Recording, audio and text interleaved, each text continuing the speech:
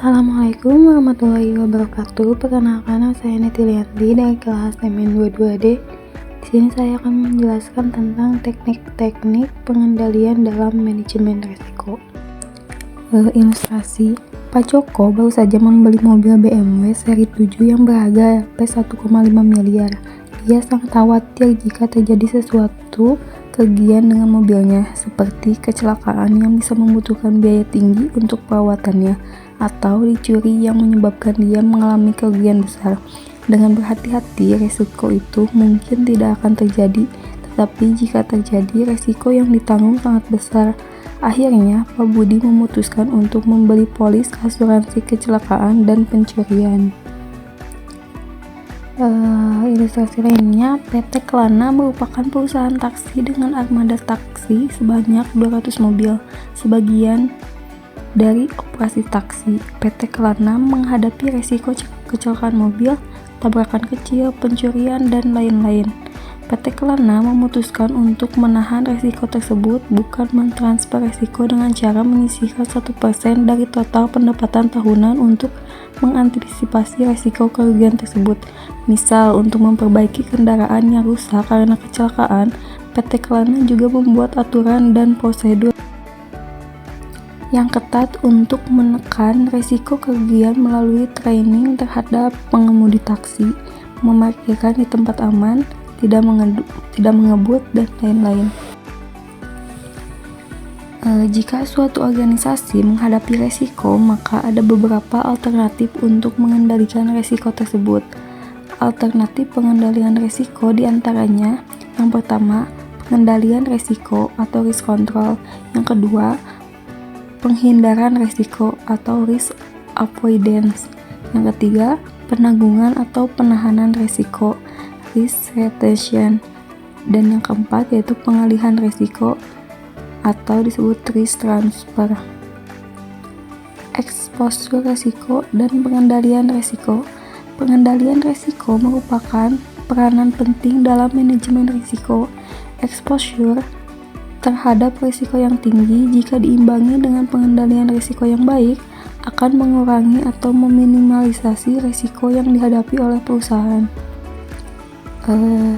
Tabel penilaian risiko komposit bisa dilihat dari tabel yang di atas. Tabel tersebut menunjukkan bahwa profil risiko ditentukan oleh dua hal.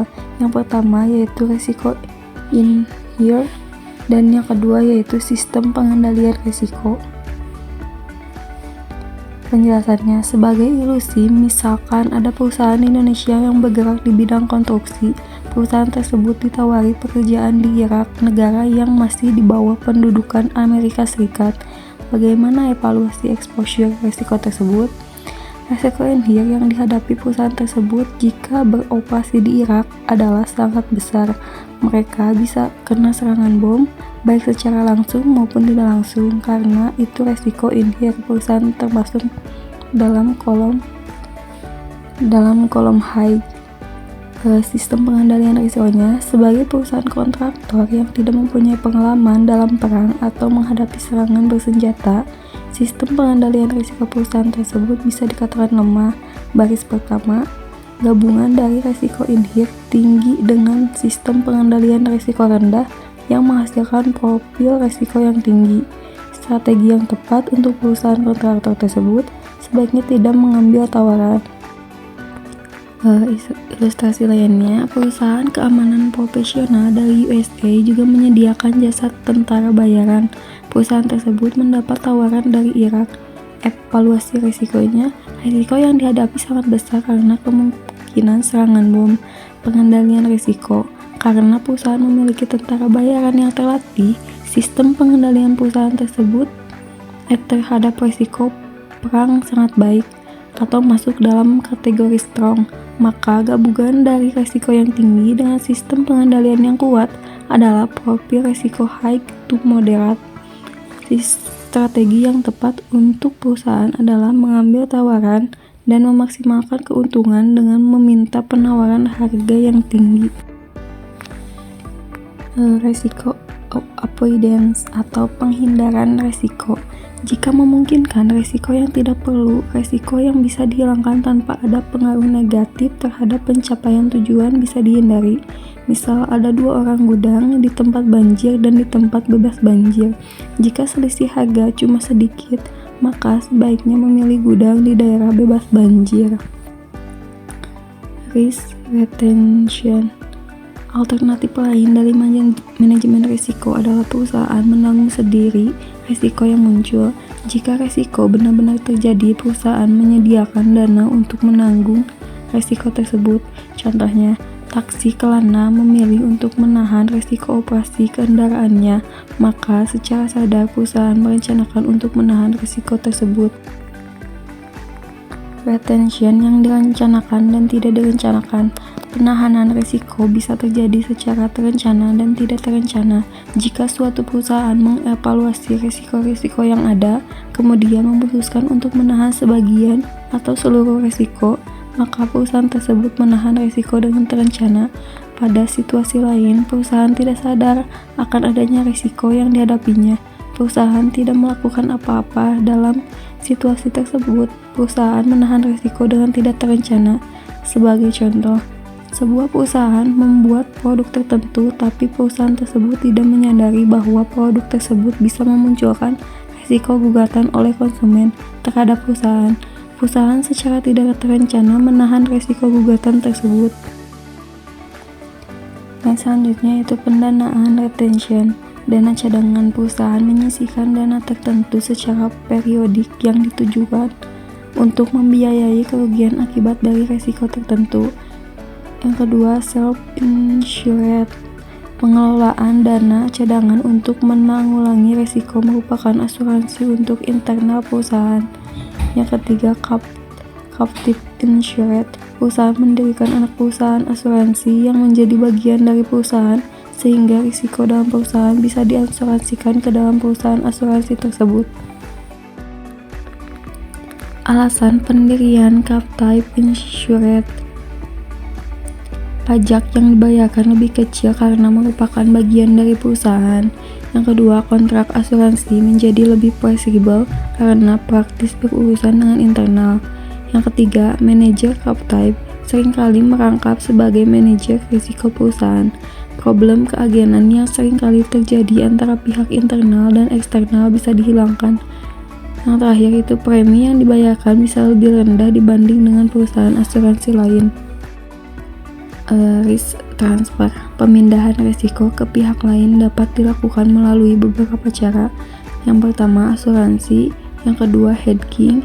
Yang ketiga yaitu incorporate, membentuk perseroan terbatas. Dan yang keempat, teknik lainnya.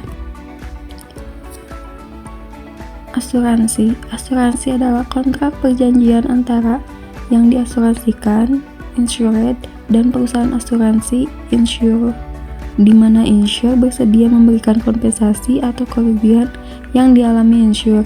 Pihak insure berhak atas premi asuransi yang dibayarkan oleh insured. 4 hal yang diperlukan dalam transaksi asuransi. Yang pertama, kontrak perjanjian. 2. Pembayaran premi. 3. Tanggungan benefit yang dibayarkan jika terjadi kerugian. 4. Penggabungan sumber daya oleh perusahaan asuransi yang diperlukan untuk membayar tanggungan.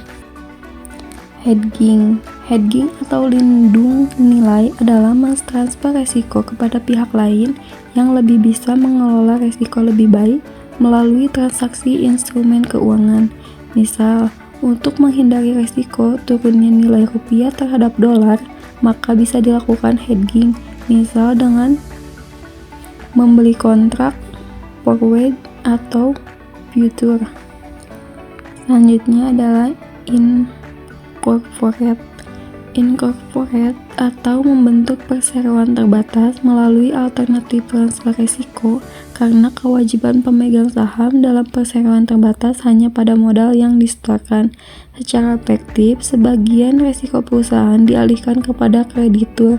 Jika perusahaan bangkrut, maka pemegang saham dan kreditur akan menanggung kerugian secara bersama-sama. Selanjutnya, teknik lain. Contohnya, perusahaan penjual komputer ingin menghindari perubahan kurs, maka perusahaan menjual dengan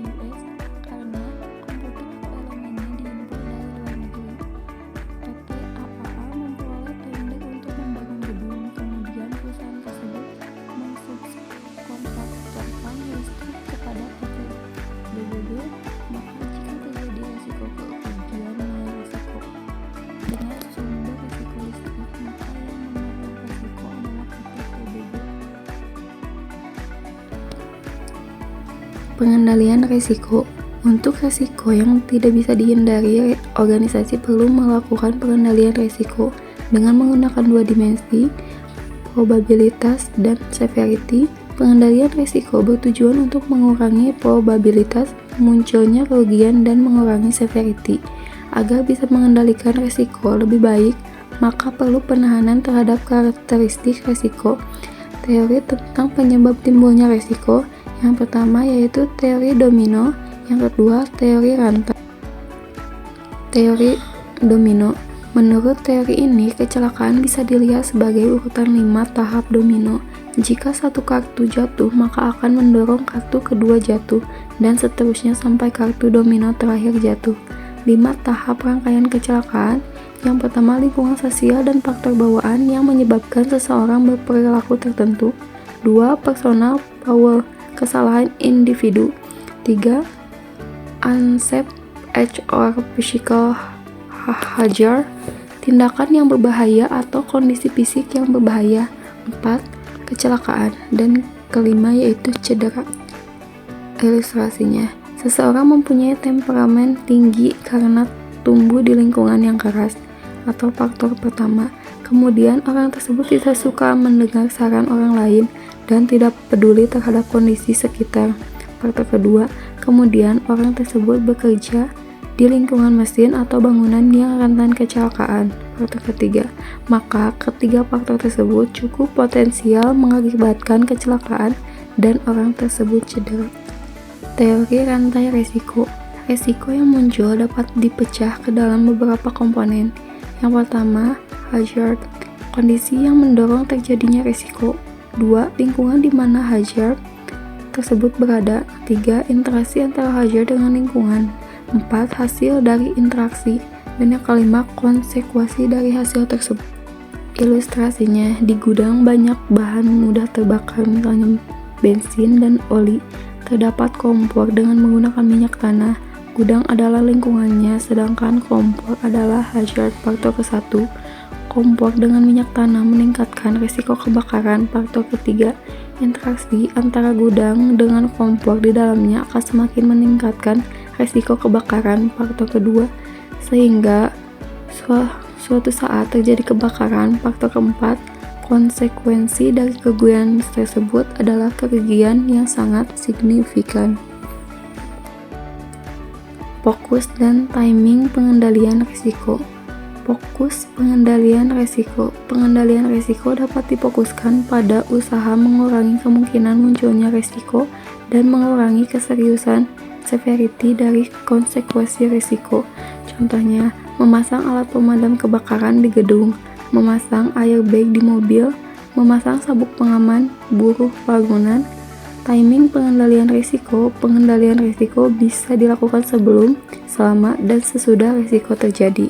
Contohnya, sebelum terjadi, melakukan training karyawan. Saat terjadi, kantong udara pada mobil langsung mengembang saat terjadi kecelakaan. Setelah terjadi, memperbaiki mobil untuk dijual lagi. Mungkin cukup sekian penjelasan yang bisa saya sampaikan. Mohon maaf bila ada kekurangan atau salah kata. Terima kasih. Wassalamualaikum warahmatullahi wabarakatuh.